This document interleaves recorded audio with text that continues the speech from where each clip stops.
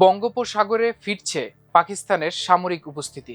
১৯৭১ সালের যুদ্ধের ৫৫ বছর পর ভারতের প্রায় একচ্ছত্র প্রভাবের এই জলসীমায় নতুন করে শক্তির সমীকরণ বদলাতে যাচ্ছে।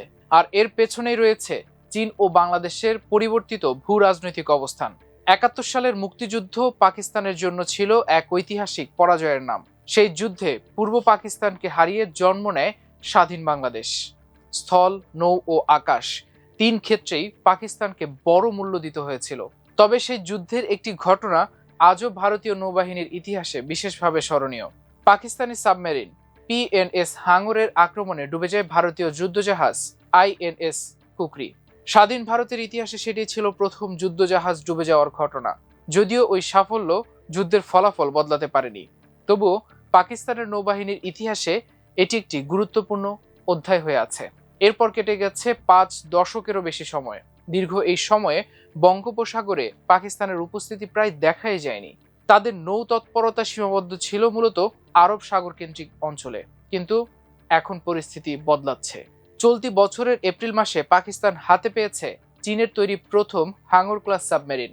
আধুনিক এই সাবমেরিনটি চীন থেকে পাকিস্তানে পৌঁছে দিতে নিরাপত্তা দিয়েছে পাকিস্তানি যুদ্ধজাহাজ PNS তৈমুর। গত সপ্তাহে সাবমেরিনটি করাচি বন্দরে পৌঁছেছে। আর এই সাবমেরিন ঘিরেই শুরু হয়েছে নতুন আলোচনা।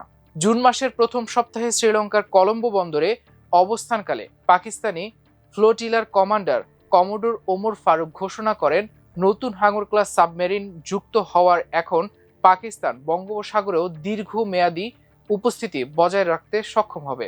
বিশেষজ্ঞদের মতে হাঙ্গর নামটি কেবল একটি সামরিক প্রকল্পের নাম নয়, এর সঙ্গে জড়িয়ে আছে ১৯৭১ সালের নৌযুদ্ধের স্মৃতি।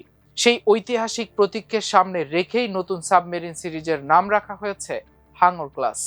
এই সিরিজের মোট ৮টি সাবমেরিন পাকিস্তানকে সরবরাহ করবে চীন। তবে পাকিস্তানের এই পরিকল্পনা বাস্তবায়নের ক্ষেত্রে আরেকটি গুরুত্বপূর্ণ বিষয় হলো বাংলাদেশ। ২০২৪ সালে বাংলাদেশে রাজনৈতিক পরিবর্তনের পর ইসলামাবাদ ও ঢাকার সম্পর্ক দ্রুত উন্নতির দিকে এগিয়েছে। বিভিন্ন আন্তর্জাতিক অর্থনৈতিক বিশ্লেষণ অনুযায়ী দুই দেশের মধ্যে বাণিজ্য উল্লেখযোগ্য হারে বৃদ্ধি পেয়েছে। একই সঙ্গে বেড়েছে কূটনৈতিক ও সামরিক যোগাযোগও। ২০২৫ সালের নভেম্বরে পাকিস্তানি যুদ্ধজাহাজ PNS সাইফ চট্টগ্রাম বন্দরে নোঙর করে। ১৯৭১ সালের পর সেটি ছিল প্রথম পাকিস্তানি কোনো যুদ্ধজাহাজের বঙ্গোপসাগরে প্রত্যাবর্তন। ঘটনাটি দক্ষিণ এশিয়ার ভূরাজনীতিতে নতুন আলোচনার জন্ম দেয়। এছাড়া বাংলাদেশ ও পাকিস্তানের মধ্যে সম্ভাব্য প্রতিরক্ষা সহযোগিতা নিয়েও আলোচনা চলছে। প্রস্তাবিত সহযোগিতার মধ্যে রয়েছে সামরিক সমন্বয়, গোয়েন্দা তথ্য বিনিময় এবং যৌথ সামরিক মহড়ার মতো বিষয়।